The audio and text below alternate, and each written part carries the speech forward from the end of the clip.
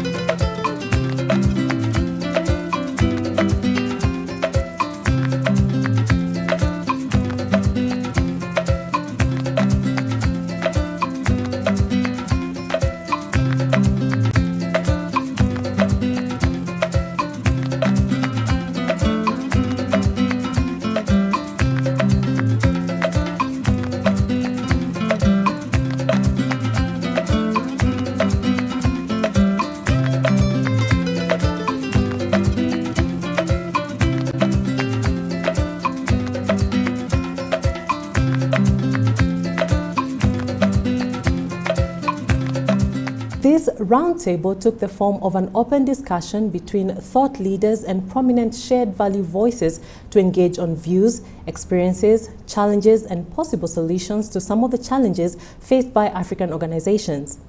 Herewith an extract from the discussion. Africa faces many challenges, and the Shared Value Africa Initiative is creating this platform to encourage open dialogue between our leaders to find opportunities in the challenges we face. This year, we saw the launch of the AFCFTA, and that can lift 100 million people out of poverty on our continent. And what an enormous opportunity. The vaccine distribution and availability, huge challenge. And within that also comes the opportunity.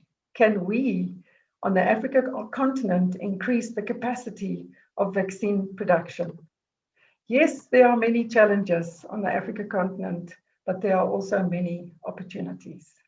The Shared Value community globally is celebrating 10 years of creating shared value, and this is the first of two CEO Connect discussions, with the next one taking place on the 30th of September. And all of this will lead into the Africa Shared Value Leadership Summit, which takes place on the 8th and the 9th of November this year in Johannesburg, South Africa, God willing. In my heart, I had a little story the day before yesterday. It was about this farmer who grows corn in the United States. And he has very beautiful corn. and somebody went to ask him, how come you have such beautiful corn? And he said, well, you know what I do? I give the best seed I have to all the farmers around me. Why? Because I know the wind will blow the pollen of their corn into my farm. And if they have bad corn, my corn will be bad. And reading through Shared Value, I thought that's what Mark Kramer and Michael Porter wanted to share. We are facing a critical, I would say, cusp of the role of capitalism in building a better and greater future society, global society. Mark, thank you for your work. for writing the Created Shared Value, for being the leader and co-founder of FSG, the senior advisor, being a leader in research, speaking out through your writing and speaking, helping consult for impact, for social impact, for environmental change. You've done a lot of work in investing and advising on investing. You have been a great professor, Mark. And I want to thank you for allowing us to listen to your thoughts and your ideas about how we can take Africa and the world to a better place. Welcome, Mark. It's really hard to believe for me that it was 10 years ago that Michael and I published the article on creating shared value. And I have to say the path for me has been very unexpected. When I started working with Mike, which is now maybe 25 years ago, we first started working on the idea of strategic philanthropy. And when I started FSG, it stood for Foundation Strategy Group, because Michael and I thought, if we can make philanthropy more effective, we can solve social problems. And it wasn't until we began working together with foundations and then companies that we began to realize that companies have a much greater impact on social issues and the world than foundations or philanthropy ever will. Of the 100 largest economic entities in the world, more than 2/3 of them are companies, not countries. And if we think about our daily lives, we have much more interaction and we are much more deeply affected by what companies do than by what philanthropists do. Philanthropy, of course, is important, but I've really come to see over these last 10 years that if we are going to solve the world's problems, it has to be with the leadership of business.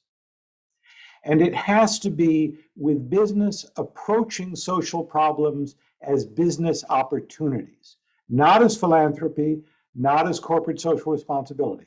Both of those things are important. Shared value does not replace them. But what shared value is about is rethinking your strategy and business model in ways that align positive impact for society with better economic performance for your company. And as I reflect back on the 10 years of work in this space, I have to say I am deeply hopeful, but also immensely frustrated. There has been a great deal of good news, but there's also been bad news as well.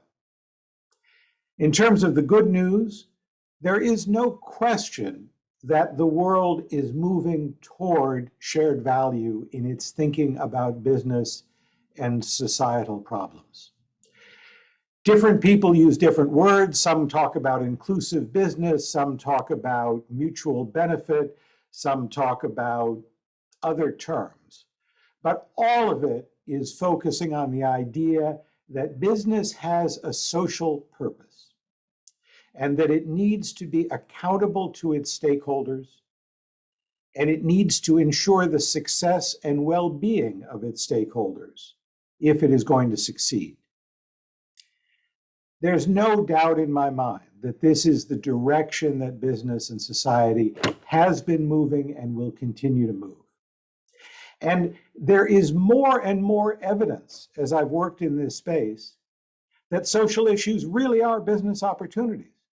If you think about climate change, 10 years ago, Tesla was a struggling startup that had just gone public at $17 a share.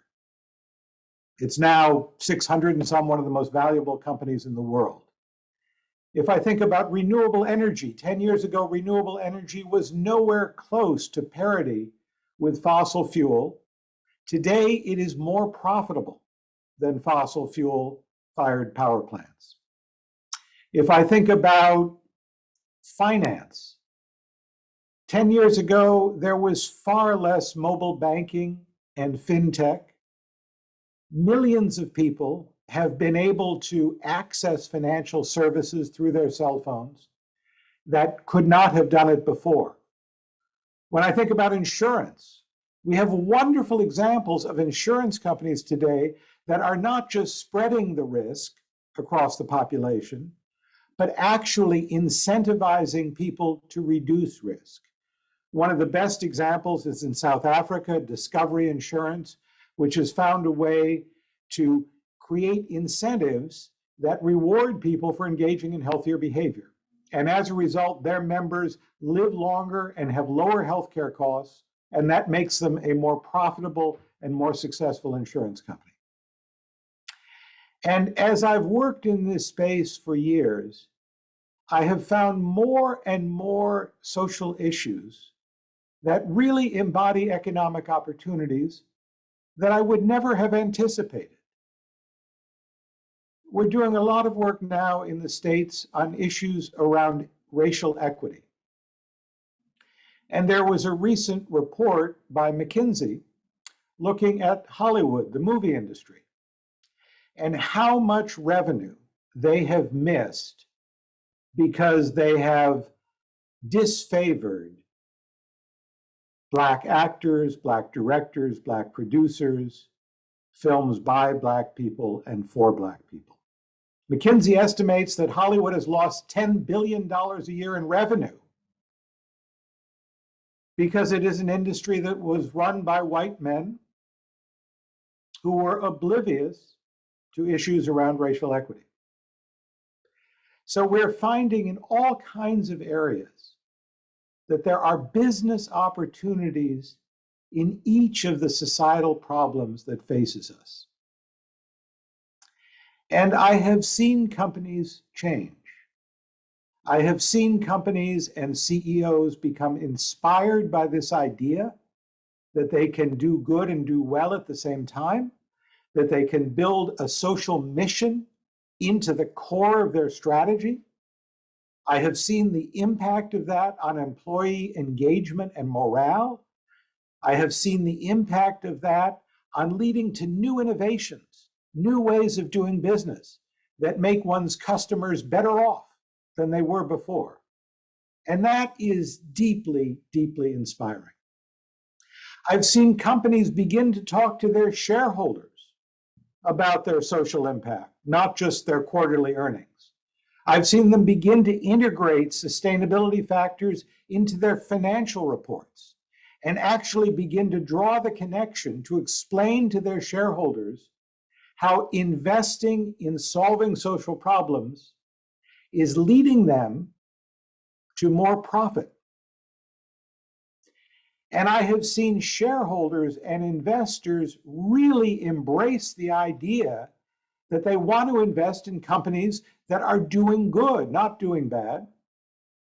You know, it's absolutely astonishing when you look at what is being called ESG investing. So investing that pays attention to environment, social, and governance issues. What a growth industry that is.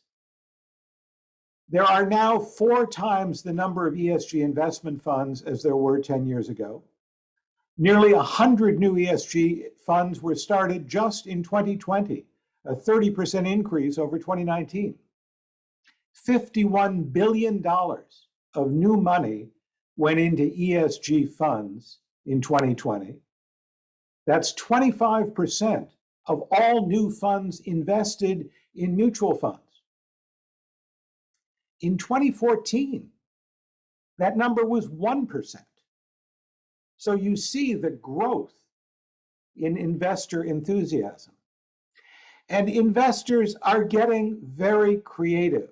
I'm actually writing a case for my course now on a very small activist hedge fund that is called Engine Number 1.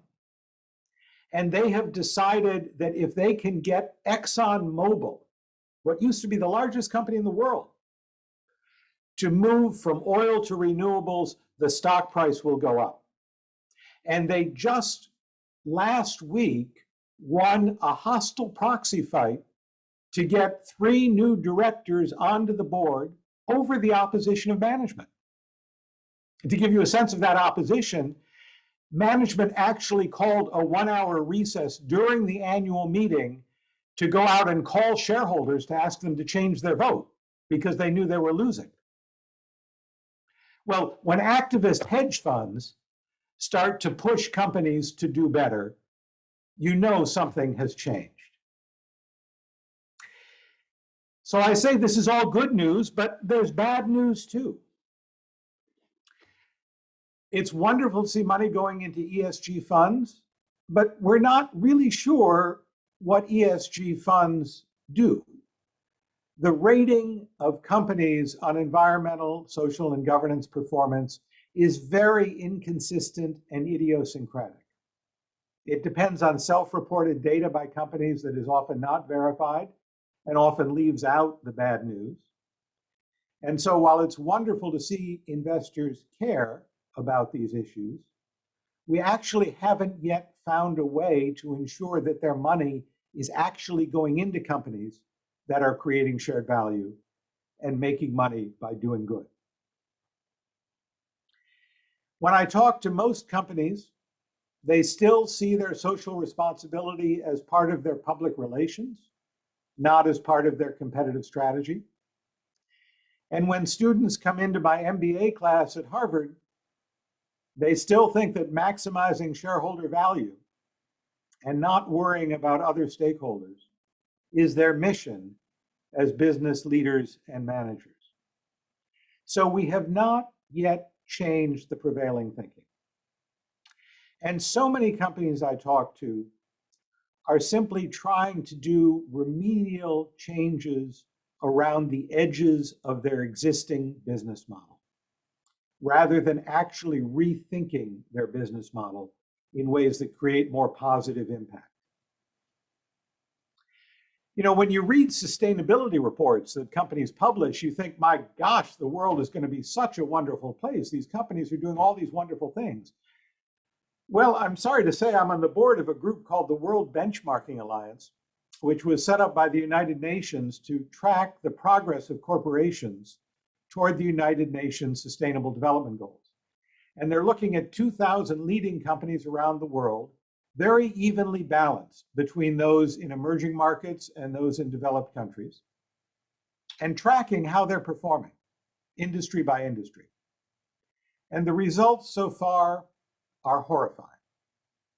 Out of the 50 largest electric utilities in the world, one of them has committed to abandoning fossil fuel altogether. And in fact, 35 of them are expected to exceed their carbon targets by 54%. When you look at auto companies, 30 of the largest auto companies in the world, 5 of them have made some targets or commitments about actually reducing the emissions of the vehicles they produce. You look at 350 food and agriculture companies around the world.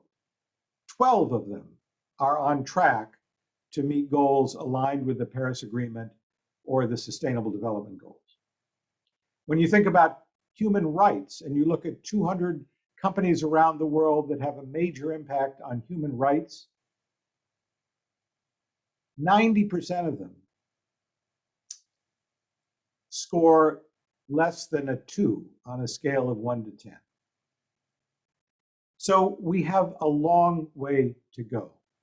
For all the hope, for all the momentum, for all of you here today who believe in shared value or practicing shared value, we have not moved the world nearly enough to answer the challenges.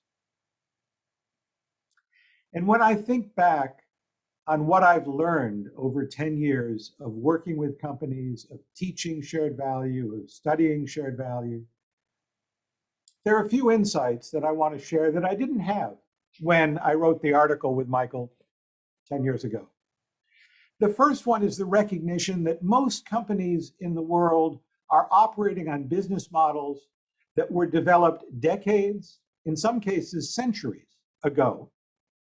And they were developed to serve affluent customers in developed markets in the West. They do not serve the majority of people in the world. They ignored social and environmental impacts because they thought they were externalities. Decades ago, we didn't know about climate change. We didn't know that salt, fat, and sugar are bad for you in your food. Decades ago, we didn't even know that smoking was bad for you. Nobody set out to create a company that would do harm. But as our knowledge of environmental and social issues has grown exponentially over the last decades, businesses are finding that their core business model doesn't fit with what we know today. And they have a difficult challenge in figuring out how do they change while keeping their shareholders happy, while keeping their employees working and paid. So I've come to see that there are really three types of companies that embrace shared value. There are those that are born with a shared value vision, and Tesla is a wonderful example of that. There are others that are doing good things in the world, but with a shared value vision, they realize they can do much more. And so I think about pharmaceutical companies that are making drugs that cure disease. Of course, that's creating shared value. But what many of them are now discovering is that there are ways to provide medical care in emerging markets, in rural populations, where there is not the usual distribution system that they depend on. It requires creating a whole new infrastructure, but they can do it. And then the third category are companies like ExxonMobil, where their core business we now know is harmful to the planet. And they need to figure out how to change. And of course, that is the hardest shift of all. There are a few other lessons I've learned. I've learned that philanthropy and development aid does not solve problems, because philanthropy tends to pick a single aspect of an issue and a single organization to try and fund them to solve a major complex problem. And you can't do it by just focusing on one issue. Development aid has been channeled to governments and has been very suspicious of engaging companies. But how can you do economic development without engaging companies? It doesn't make sense. I've also come to see the importance of the CEO's vision. You know, I have students in my class who come to me and say, I'm going to go into middle management. I love this shared value idea. You know, what can I do if I'm not the CEO, if I'm not running the company? And I used to try and give them sort of reassuring answers. And now what I say to them is, you got to go find a company where the CEO understands shared value, because it is difficult to do, it is risky, it requires innovation. And if the CEO is not behind it, it's not going to happen. And I have had the privilege of having many extraordinary CEOs come to my class at Harvard and talk about the shared value, talk about their company's sense of purpose. And what I've realized is it's not just their company that has a sense of purpose.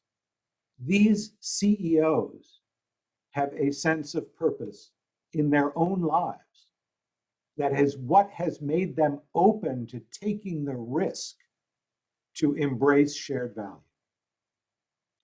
So I'm delighted to be talking at CEO Connect, because these CEOs are our hope for the future. The sense of purpose that they themselves feel, and the sense of purpose that they can instill in their company and with their employees, is the one sure guide to the innovations necessary to create shared value. And I've also come to see how important it is for collaboration. Collaboration among companies to solve issues that affect their entire industry. They have to work on it together, or to level the playing field.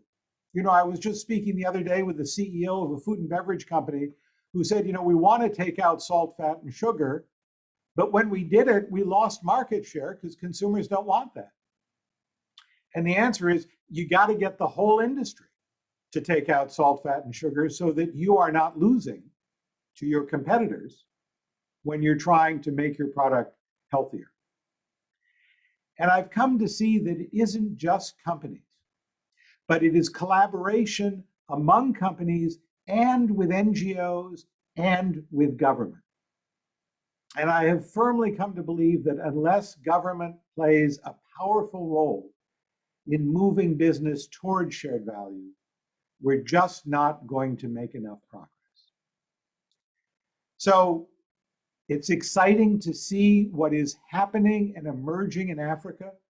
The Africa Free Trade Agreement that Tiki mentioned is a great source of hope for lifting people out of poverty, for turbocharging the African economy. But what I think is such a wonderful opportunity in Africa is we have many young businesses and many young and inspired entrepreneurs, and many people who have a deep sense of purpose about wanting to help their fellow citizens and their country. And these people can create new businesses that don't have to struggle the way ExxonMobil is struggling to take some old business model and shift it around to something that's good for the world. They can start fresh. And just as Africa was able to move straight to mobile phones without having to build all the infrastructure and wiring that developed countries had to do for wired phones, I believe Africa can leapfrog other countries in creating shared value because it is not tied to this long legacy of business that has been done other ways. It has an opportunity for a fresh start and a chance to move faster and to show the world what a shared value continent can look like. Most of our political parties are based on money, not the good of the whole. So long as you can raise enough money to get elected, you get elected. Do you think there's something we should do about the political process of electing leaders who are not based on money, who have not acquired power based on money, but acquired power based on the good they have done for society? That would be wonderful, and I wish I had a solution to offer you there. Look, there's no question that government is a problem. There are very, very few countries in the whole world where we can honestly say that government is looking out for the welfare of its citizens in a responsible way. It's true in some of the Scandinavian countries. It's true to a degree in Singapore. But I would find it very hard to come up with a list of 10 countries in the world where government is playing a positive role. And yes, we cannot solve these problems without government playing a more constructive role. You know, it's funny, in the Edelman Trust Barometer, Edelman surveys thousands of people around the world every year to get a sense of the level of trust people have in different institutions. This is the first year where business is more trusted than any other institution, more trusted than government, more trusted than NGOs. And yet, we still have a long way to go. And business cannot replace the role of government, though it can do many good things in the world. So I think we need to count on business to take us as far as it can. And I do think we need to work to change the political process. And certainly we've seen it backslide in the US as badly as anywhere else. And it is not easy to figure out a solution.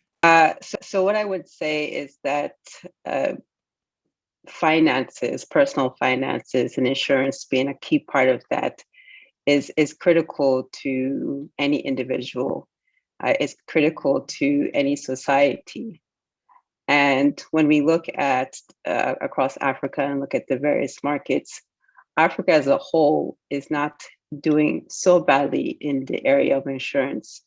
When we look at an average penetration rate of about 3% across the region, as compared to a bit less in emerging markets generally, but against the backdrop of 8% in more developed markets.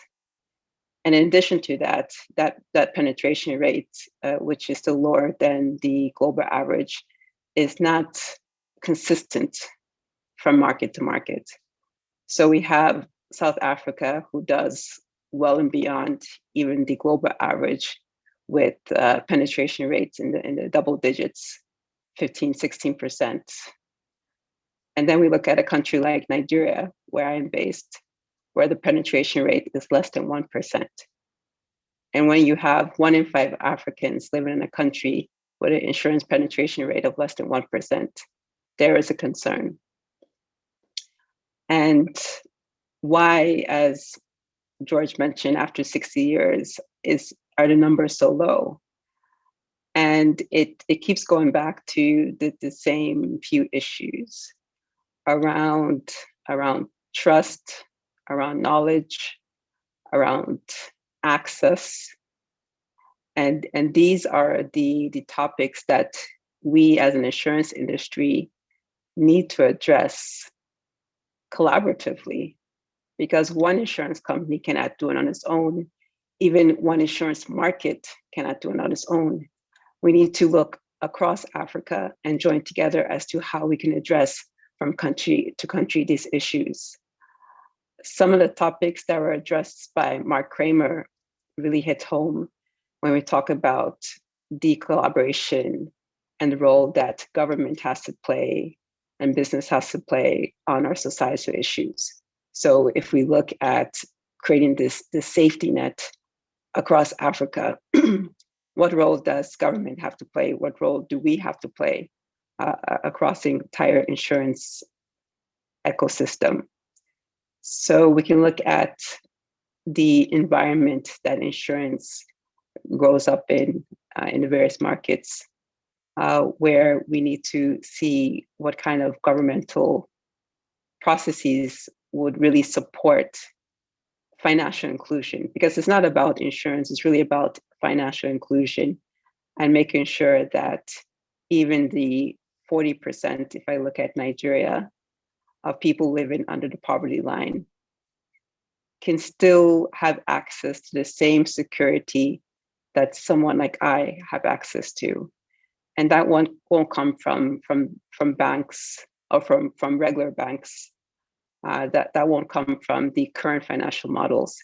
And so this is what we need to figure out along with the government. So as we think about One Africa, and we have a huge opportunity to really connect Africa, and telcos and financial institutions have a real opportunity to combine the power of technology and innovation to really enable society live better lives.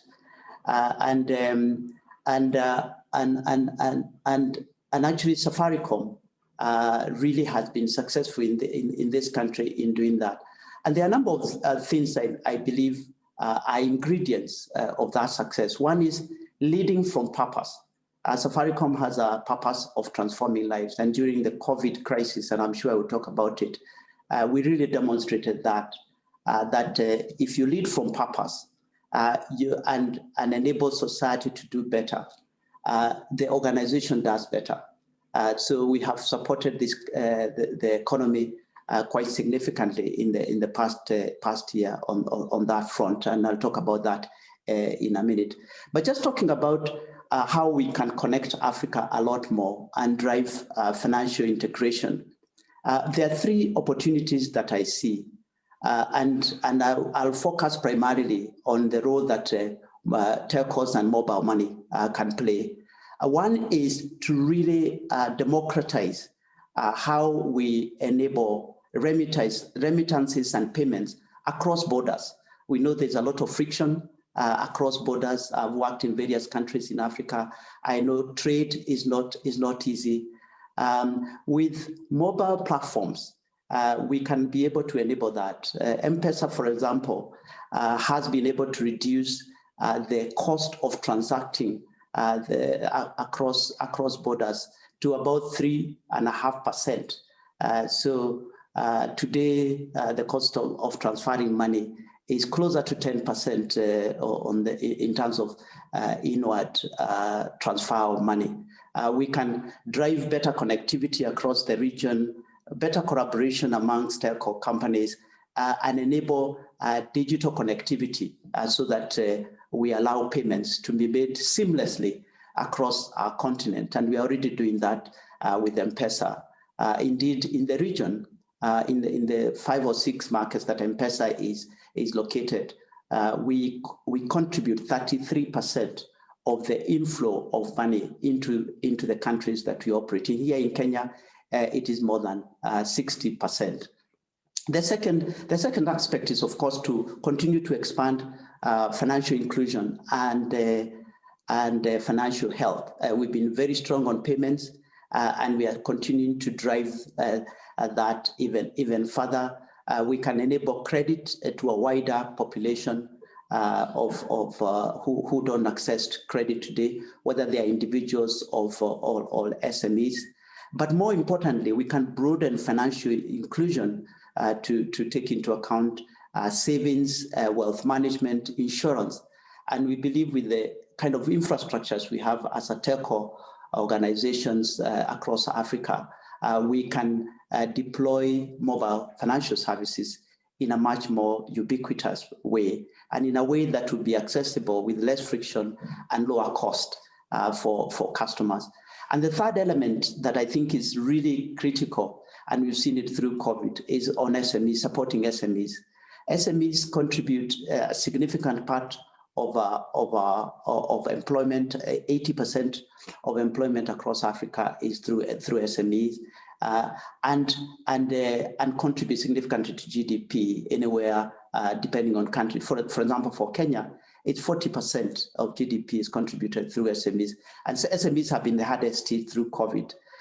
We have, as Safaricom, we've started to really go after supporting SME, enabling them through digital platforms. We have what we call a business app that allows SMEs to self-onboard, to transact through M-Pesa, to use their what we call transacting till to pay salaries, to pay employees, to pay suppliers, and to do a lot more than just purely payments that they were doing before. So we can use digital platforms to enable SMEs really conduct business in a way that has less friction.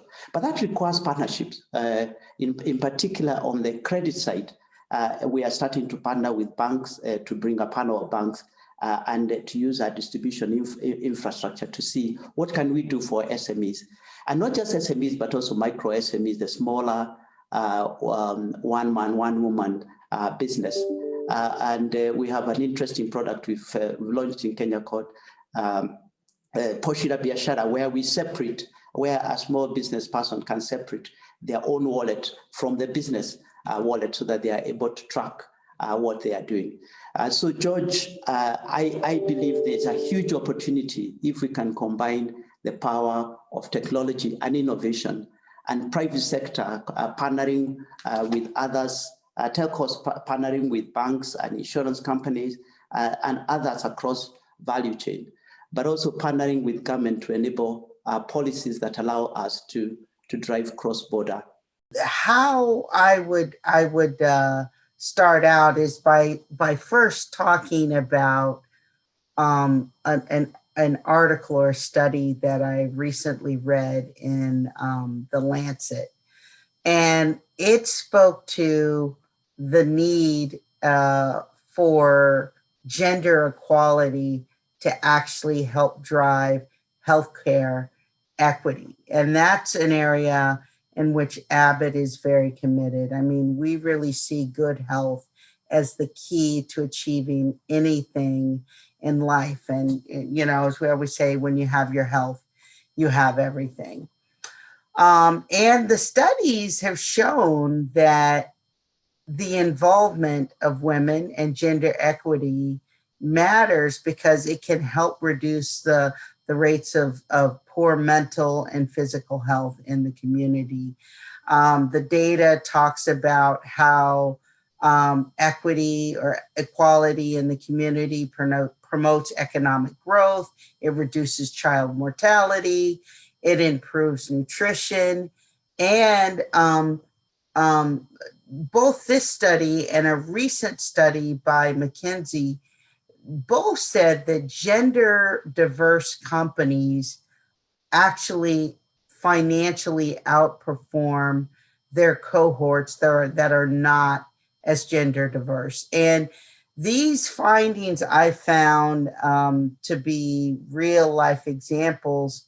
And I've actually observed this in the work we're doing in Rwanda.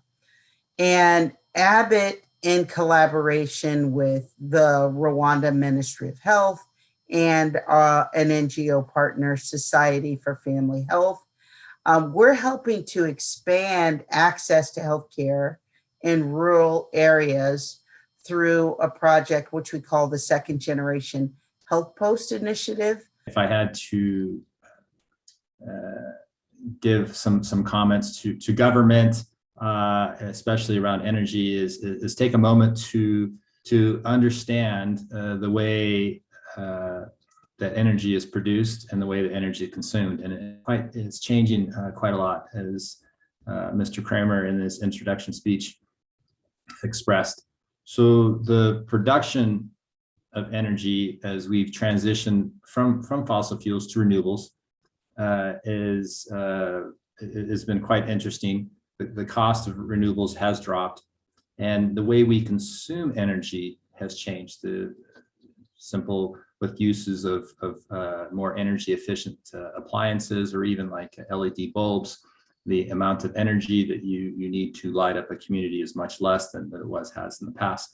So the way energy is produced and the way it's consumed is changing. So for governments to take note and understand this and be adaptive to the very fast pace of this concept. It is, the world is quite changing in this regard. Then with the use of renewable energies, there's multiple renewable energies. It creates another unique challenge of managing the variability of those renewable energy resources. Solar energy produces energy when the sun's out, but it doesn't produce energy, of course, at night from that particular energy source. So that promotes a situation where there's been a lot of investment and a lot of assessment into energy storage applications and batteries. Batteries or energy storage themselves are really not renewable energy devices. They're just storage devices that can be charged with any form of renewable or any form of energy. With that, the governments need to understand as I said, how to utilize this changing technology of both supply and demand. And then there's, from electrical energy, there's, when it comes to shared values, of course, the inclusion to the how to include the population and availability to energy, and that for governments should invest in infrastructure. They should invest and promote a clear regulatory policy. A government should promote clear, transparent tenders for supply of energy and even an infrastructure. As an independent power producer, as an independent power producer, creating a tender-based situation where companies like Enel could tender and provide supply of energy. The monopolies of utilities is no longer required as it was in the past with the evolution of IPPs. And I think the other thing that the Africa continent should take a look at is energy policies that have worked. Sometimes we ask ourselves these questions: how to do certain, how to go about doing certain programs, and we're a global world. We have many things that have worked in various areas, not just in Africa, all over the world, but in Africa in particular. One of the programs that works quite well is what's happening in South Africa with the Renewable Energy Independent Power Producer Program.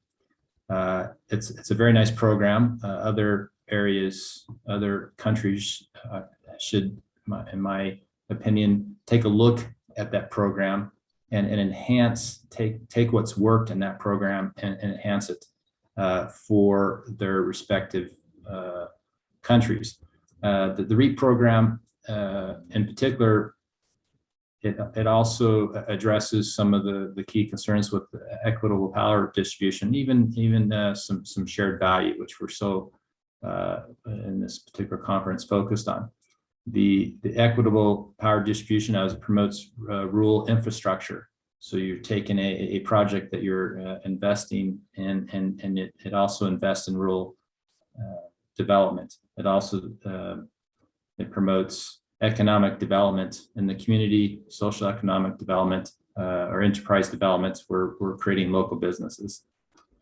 And finally, again, to tie this all in with shared value, the importance of companies and IPPs or suggestions to government for IPPs that develop these renewable projects is to promote shared value by having clear policies of having local content and encouraging suppliers to not only utilize local labors, but also spend and develop those local resources so they can support the power plants in which we operate. I like to look at it, and how I look at it is these projects that are operating, how we're neighbors with the local community, and as with neighbors with the local community, of course, we work together in promoting the projects. It is absolutely possible. You may know, George, we're a majority shareholder of a microfinance institution called Faulu in Kenya, which you may be familiar with. So, that I think is an example of how it is possible through community lending and such like to finance micro enterprises. I think across the continent more broadly, we're not, our business as Old Mutual is primarily life insurance, short-term insurance. We do banking and financing in some economies, but not right across all the markets we operate in. But as a consequence of being a life insurer, we are ideally placed to be a financier for infrastructure, particularly long-dated, relatively illiquid infrastructure. And the precursor to that, let me take a step back. We fundamentally believe as an insurer, we have embedded in our core strategy statement that our fundamental purpose is to champion mutually positive futures, which I think is at the core of shared value. And I think as an insurer, we're quite uniquely positioned in the sense that the whole business model really revolves at a sustainable level around shared value. I actually went to Michael Porter's lecture on shared value in 2011. And I remember hearing it and kind of wondering why it was such a big deal. And it was probably because at that time in my life, I'd only worked in an insurer, and I think we kind of take it for granted to some extent.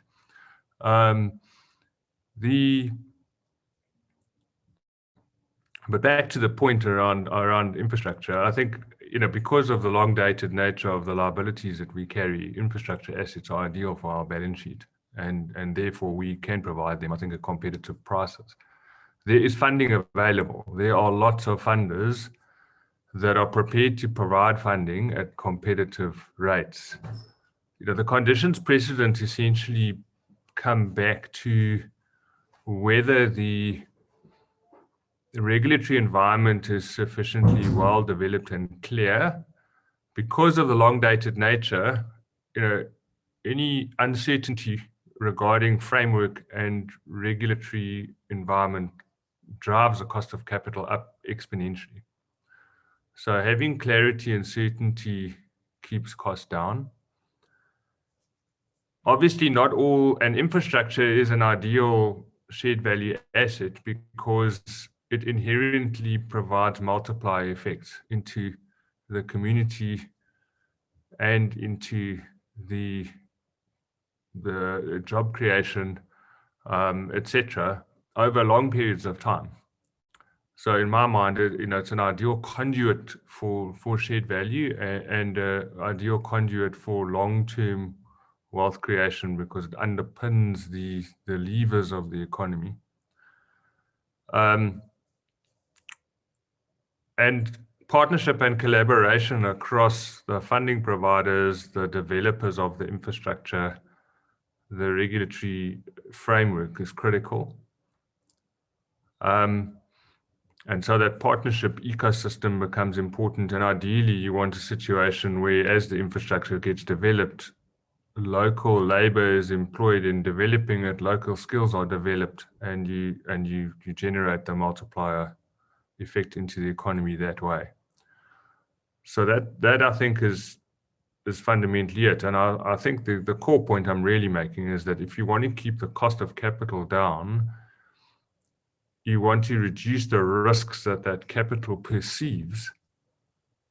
And SMEs in their own right are, I guess, inherently risky to some extent, but there's so many contributing factors to that risk that are actually got nothing to do with the SME itself. It's got a lot to do with the environment that the SME operates in and the development of the market. So we've heard a number of speakers today, from Adele talking about financial inclusion and access. What that really talks to is consumer education and what I would call market development. The entire ecosystem, particularly for insurance, of the value chain for insurance is underdeveloped. In some countries, it's hard to even collect premiums. Consumers don't necessarily appreciate the value, your point around the cultural issues. So there's a market development job and market education job to be done, a certain amount of patience required, and a job for governments and regulators to work with partners to put appropriate regulation in place that eliminates the fly-by-night people that sort of undermine the confidence in the market, but equally create the certainty for the players that really do want to contribute positively to operate without having to charge silly premiums on for their goods, whether that be capital or anything else. And that's the clarity point. There has to be unity and collaboration in shared value. We have to work with government, industry, and education institutions. We have to build capital that speaks to shared value. If we don't collaborate at the triple helix area in building capital that will build a better world or finance better incentives or finance better projects, if we don't think of unity for the good of the whole, then we will destroy our society, certainly, for the sake of a few rich people. This has been the most valuable 2 hours. Just listening to this group of panelists. George, thank you for leading it so well, very astute questions. I just want to take a step back though. So when we at Hartrain joined the Shared Value Africa initiative, the profit with purpose sort of headline really resonated with us. Not that we're in it for profit, maybe competitiveness with purpose would be better for us, but it resonated. And the way that George put it even more simply is growing better grain because you share with your neighbors. I can really relate to that, and we all can. But the real question is, what do we do about it? And move the dialogue away from saying, yes, we all agree about shared value and the importance of it, but what we as leaders and as organizations do. And that's where Mark came in and his sharing of 10 years of experience in this. And he made 2 points that resonate with me. The first is that it's got to be led from the top. This is not an idea of saying, okay, shared value, let's create a position in the organization, let's lump it with, corporate social investment type things. It's about leadership. It's a key part of leadership, and I think we have to take that on very personally. But with one add-on from my side, and that is that I think we all lead organizations that have incredible innovators at all levels. So it's not about leading by dictating or saying this is our shared value system. It's by leading and saying I want innovation. I want really great ideas about how we as organizations can innovate in creating shared value. The second thing which Mark said, which really I sat up, was about the role of government. And I have very, very strong views about this, having come from a government background. It's not to regulate. I think governments love to regulate.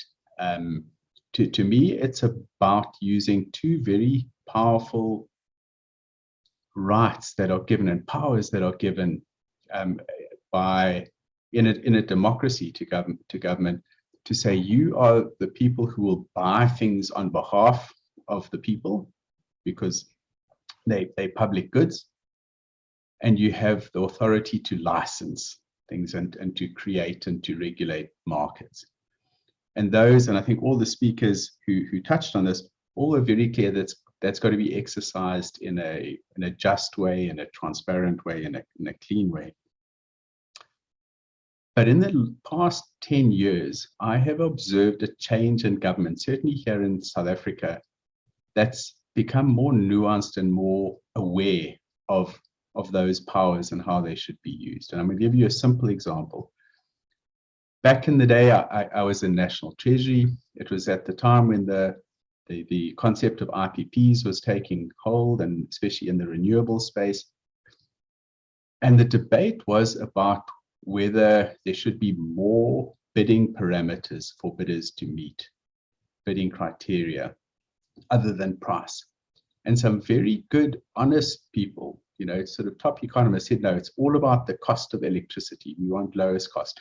Don't burden this with other complex issues. And they weren't malicious. They just said the public good is electricity and it must be as cheap as possible. And I'm glad to say that has changed. And I think that the renewable energy program really is a trendsetter. I was looking at some of the statistics that come out of it in terms of how ownership is shared, that it's not William Price and his company Enel that own things. They share ownership with communities. It's not about Old Mutual, which Ian, you didn't mention. I think you are one of the largest investors in renewable energy in the country. Just invests to make financial returns on it. But apparently there's something like 10,000 education opportunities that have been created through the program. So all of a sudden, government, by enabling the buying of electricity, has also created social benefits. And through that, the ownership, the community ownership that comes from this, the community benefits that come from it, I'm telling you, those renewable energy projects in South Africa are loved by the communities because that's where the employment comes from, that's where the ownership and the benefits come from. That was the CEO Connect, brought to you by the Shared Value Africa Initiative. Thanks for watching. Until next time, it's goodbye.